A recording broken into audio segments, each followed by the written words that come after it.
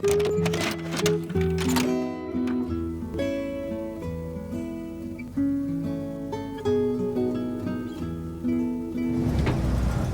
away the politics and religion, and the glue that binds the human race together You taking a nap on me? is commitment. Ready to head home? Patty's in the van, so you can pick on her when we get out there, okay?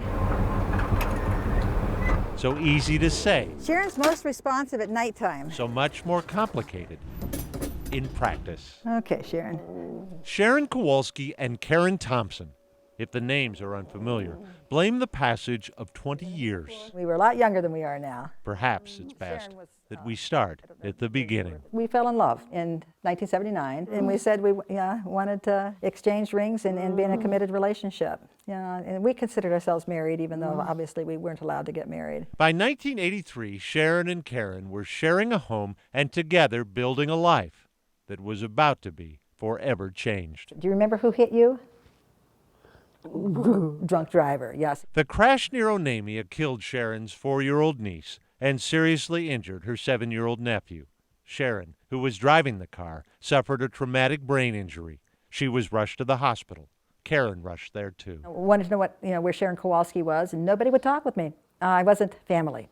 And I had no legal right to any information. But the battle over legal rights And that's just one box. was just beginning. All the motions and things that were filed. In a decade-long series of court battles, Karen fought with Sharon's parents over guardianship, visitation, and care. And it was like a snowball. Karen wanted to bring Sharon home, while her family wanted her to remain at a nursing home. And we finally wrote the book, Why Can't Sharon Kowalski Come Home? And we sold T-shirts. The case became a lightning rod nationally for advocates of gay rights and the disabled. Sharon's parents would not allow Karen to visit her. Sharon was elected in absentia, a grand marshal in gay pride parades all over the country. Was that 1990 that we got that? Sharon was allowed to accompany Karen to San Francisco to receive the Women of Courage Award from the National Organization for Women, but only if escorted by a nursing home staffer. Because the judge feared sexual abuse. What a slap in the face. But 3 years later, This is when Sharon came home. the Minnesota Court of Appeals reversed a lower court ruling, and Karen got her wish. Sharon came home 20 years ago next month. Nothing's changed.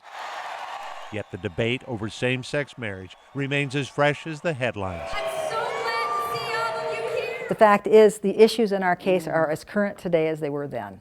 If we cannot validate our families, if they're not legally recognized, it leaves us open all the time. It would be tidy to end the story here, but remember what we said about commitment being complicated. Well, who do you consider your family?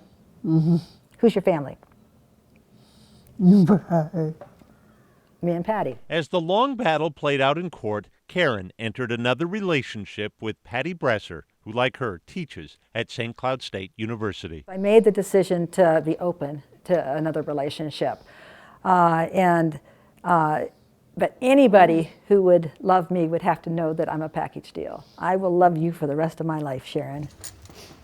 Watch your feet, Patty. Karen acknowledges she never would have pursued the relationship with Patty had she been legally married to Sharon, but adds the level of care required makes this good for Sharon, too. We're a differently constructed family, so we fight for people's rights to define their families however their families are constructed. Am I clear?